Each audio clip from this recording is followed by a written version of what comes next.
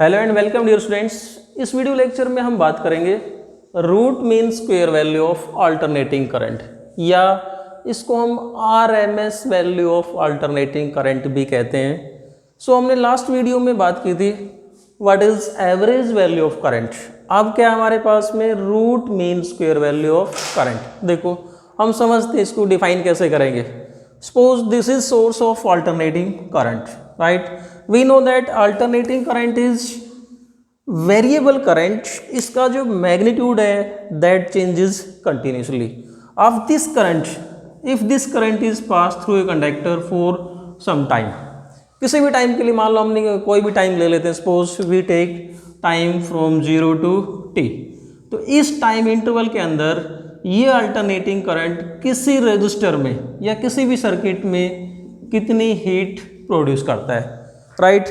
उतनी हीट यदि हम इस करंट की कोई कांस्टेंट वैल्यू ले लें, स्टेडी वैल्यू ले लें, राइट? देखो मैं क्या कह रहा हूँ कि अल्टरनेटिंग करंट क्या होता है, वो कंटिन्यूसली चेंज हो रहा है, राइट? तो एक तो वो चेंजिंग करंट जितनी हीट प्रोड्यूस करे उतनी हीट हम क्या करें, इस करंट की कोई कांस्टेंट वैल्यू ले लें, तो वो कांस्टेंट वैल्यू भी उसी सर्किट के अंदर उतने ही टाइम में उतनी ही हीट प्रोड्यूस करे जितना कि ये अल्टरनेटिंग करंट, या यूँ कह दें कि ये जो वेरिएबल करंट जितनी हीट प्रोड्यूस करता है उतनी हीट करंट की कोई कांस्टेंट वैल्यू हो, और वो कांस्टेंट वैल्यू भी सेम रजिस्टर में सेम टाइम में सेम हीट प्रोड्यूस करे, then that constant current is known as root mean square value of alternating current और RMS value of current. So how we will define root mean square value of current? हम define करते हैं इसको, it is that constant current which generates the same amount of heat in a given resistor in a given time as produced by alternating current when passed through the same resistor for same time, right? जो हमने अभी जो explain कर रहे थे वही definition है कि किसी दिए हुए resistor में जितनी heat alternating current produce करता है उतने ही टाइम में उस अल्टरनेटिंग करंट की हम कोई कांस्टेंट वैल्यू ले लें और वो कांस्टेंट वैल्यू भी उतनी ही हीट प्रोड्यूस करे, then that constant current is called alternating current. Now we have to define the result और expression for alternating current. Now we know that alternating current is given by the relation I is equal to I naught sin omega t. If this alternating current is passed through this resistor for any time, right, then क्या होगा, this current will produce heat। हम मान लेते हैं कि suppose this alternating current produces small heat dH in small time dt, right?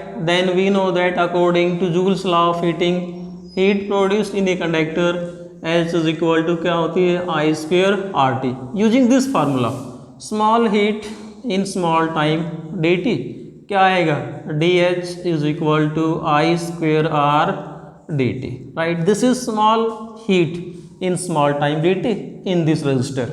अब हम क्या करते हैं, we will find the heat over a complete cycle. जैसा आप याद करो पिछले वीडियो में हम बात कर रहे थे ओवर एनी हाफ साइकिल, जब हम एवरेज वैल्यू निकालते हैं तो हाफ साइकिल पे निकालते हैं, राइट? इस केस में क्या होगा, हम कोई भी साइकिल ले सकते हैं, हाफ साइकिल ले सकते हैं, कंप्लीट साइकिल ले सकते हैं, चाहे करंट पॉजिटिव में आए या फिर नेगेटिव में आए, दोनों केस में क्या होती है, हीट प्रोड्यूस होगी, right? So we will find the value of heat over one complete cycle. So अगर हम इस रिजल्ट को इंटीग्रेट कर देते हैं, then we will find integrating this result, integration of D H is H, और इसको हम इंटीग्रेट कर देते हैं over the complete cycle 0 to t। So 0 to t I, we know that I is equal to I naught sin omega t, I square है, इस सारे का स्क्वेयर कर देंगे, इंटू में क्या आ गया R इंटू डी टी, और we will write it H is equal to, यहाँ पर देखते हैं हम कॉन्स्टेंट क्या है, I नोट, इसकी maximum value of current, this is constant, R constant है। इन दोनों को हम यहाँ से इंटीग्रेशन से बाहर निकाल लेंगे, क्या आएगा हमारे पास में, आई नोट स्क्वेयर आर, और यहाँ रह जाएगा 0 to t sine square omega T, integration of sine omega T sine square omega T D T, ये आ जाएगा इसका integration. Now dear students, sine square omega T का इंटीग्रेशन हमें निकालना है, राइट? सो साइन स्क्वेयर में डायरेक्ट हमारे पास में कोई इंटीग्रेशन नहीं है, we will use the formula of sine square omega T. Sine square omega T is equal to 1 minus cos 2 omega T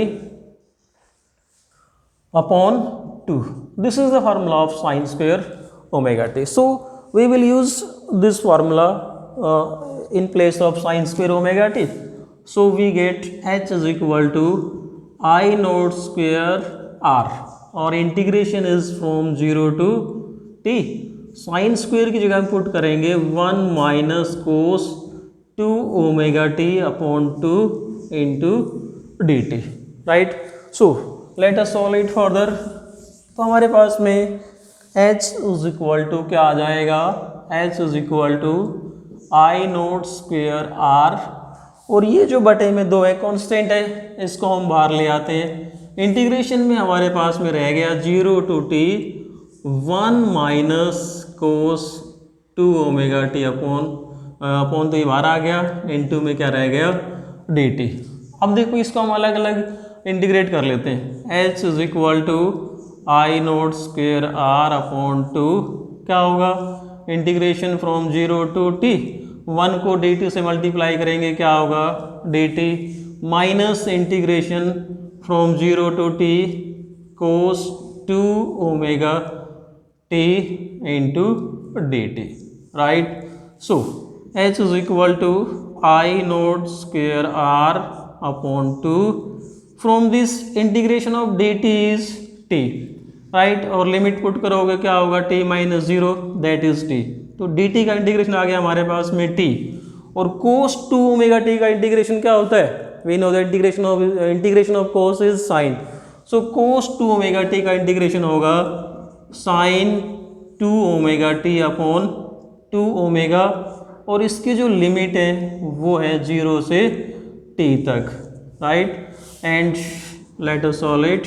h is equal to I nought square R upon 2 into T minus, पहले हम यहाँ पर देखो t की जगह पर limit t put करेंगे, तो ये जो साइन 2 ओमेगा t है ये क्या बन जाएगा साइन 2 ओमेगा की जगह यदि हम 2 पाई बाई टी पुट कर दें इंटू टी की जगह अपर लिमिट t, माइनस में साइन 2 ओमेगा टी की जगह लोअर लिमिट 0 पुट करेंगे, तो ये क्या बन जाएगा 2 ओमेगा टी की जगह 0 that will be 0, and sine 0 is 0 upon में क्या है इसके अपॉन में था हमारे यहाँ पर 2 ओमेगा, राइट। कोस 2 ओमेगा टी का इंटीग्रेशन क्या हुआ साइन 2 ओमेगा टी अपॉन में 2 ओमेगा, और यहाँ से इसके बटे में आ जाएगा 2 ओमेगा, राइट। टी से टी कैंसिल हो गया, ये बचा हमारे पास में 2 into 2 that is sine 4 pi. And आप इस बात को याद कर लें कि इंटीग्रेशन ऑफ साइन पाई, या यूँ कहते हैं कि जनरल फार्मूला हमारे पास में integration of sign n pi is 0, जहाँ पर n की वैल्यू 0 1 2 3 4 पाई कुछ भी हो, sine pi 0, sine 2 pi 0, sine 3 pi 0, sine 4 pi 0। So ये जो टर्म है देखो sine 4 pi 0, 0 minus 0 0, and 0 upon something is 0। So ये जो पूरी टर्म है ये क्या हो गई 0। सो हमारे पास में फाइनली h जो आ गया heat produced, h is equal to I nought square r, right, और यहाँ से क्या आया हमारे पास में t अपॉन 2, राइट। ये आ गया हमारे पास में heat produced by the alternating current. इसको हम मान लेते हैं 1। So this heat was produced by this alternating current और वेरिएबल करंट। अब हम क्या करते हैं इस करंट की कोई कांस्टेंट वैल्यू मान लेते हैं, जिसको हम क्या कहते हैं आरएमएस वैल्यू। तो मान लेते हैं let I V is RMS value of current, RMS value of current, और ये जो v है it is also known as virtual value of current, RMS value और वर्चुअल वैल्यू, इसकी हम बात करेंगे वीडियो के एंड में। सो ये करंट क्या हो गया कांस्टेंट करंट। अब यदि हम वेरिएबल करंट की जगह इस कांस्टेंट करंट को इस रजिस्टर में पास करते हैं सेम टाइम के लिए, सेम सर्किट है हमारा पहले वाला है, राइट। सेम टाइम के लिए करंट को पास करेंगे, then heat will be equal to same formula H is equal to I square R T. अब हम ये करंट पास कर रहे हैं and this current is constant, so क्या होगी heat I V square R T, इसको मान लेते हैं हम। Second, now according to definition this heat and this heat must be equal, so दोनों को इक्वेट कर देते हैं हम। क्या आएगा, दोनों को इक्वेट करने के बाद में हमारे पास में I V square R T is equal to I naught square R T upon 2। दोनों तरफ आर टी से आर टी कैंसिल हो गया, क्या बचेगा I V square is equal to I naught square upon 2, और स्क्वेयर को इधर ले आएंगे, क्या बनेगा इधर I V is equal to I naught का स्क्वेयर तो कैंसिल हो गया, और अपॉन में क्या आ जाएगा स्क्वेयर रूट 2।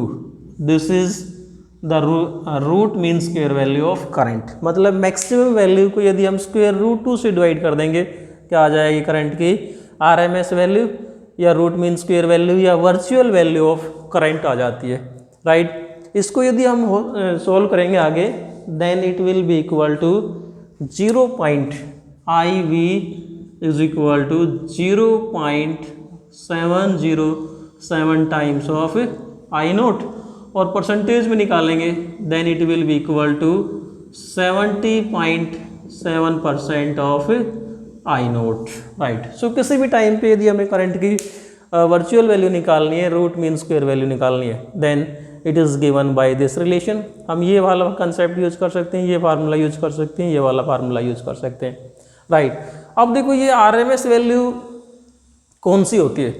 देखो डियर स्टूडेंट्स, आप याद रखना कि हम किसी भी सर्किट में जब हम कोई वोल्ट मीटर या एमीटर लगाएंगे, तो वो वोल्ट मीटर या एमीटर जो रीड कर रहा है दैट इज आरएमएस वैल्यू, उसको हम आरएमएस वैल्यू कहते हैं। जैसे मान लो यहाँ पर ये सर्किट है, अगर इस सर्किट में मैंने यहाँ पर सपोज ये कोई वोल्ट मीटर पुट कर दिया, then the reading of this volt meter will be root mean square value, that will not be instantaneous value. याद रखना कि ये जो वोल्ट मीटर जो रीडिंग शो करेगा वो कौन सी वैल्यू है, RMS value.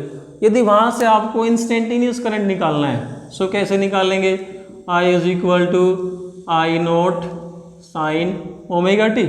Using this relation we will find instantaneous current, right. I naught कैसे निकालोगे, ये जो वोल्ट मीटर या एमीटर जो भी आपने डिवाइस लिया है वो रीडिंग शो करेगा, उसको किससे मल्टीप्लाई करोगे, स्क्वायर रूट 2 से। क्या आएगा हमारे पास में I naught, then we will put the value of I naught, तो क्या आएगा हमारे पास में इंस्टेंटेनियस करंट आ जाएगा। So the reading of volt meter और एमीटर, मान लो यहाँ वोल्ट मीटर लगा देते हैं या फिर यहाँ एमीटर लगाएंगे, वोल्ट मीटर से क्या होगा root mean square value of EMF, ammeter से क्या आएगा root mean square value of current. So in the same way, जैसे हमने यहाँ पर root mean square value of alternating current निकाला है, उसी प्रकार से root mean square value of alternating EMF निकालेंगे, एंड फाइनली जो हमारे पास में आंसर होगा ई आर एम एस या ई वी। ई वी का मतलब वर्चुअल वैल्यू ऑफ ईएमएफ या root mean square value of EMF, that will be equal to E nought upon square root 2, and root mean square current कितना आया I nought upon square root 2. These are the formulas for root mean square value of alternating EMF and alternating current. ये था हमारे पास में concept.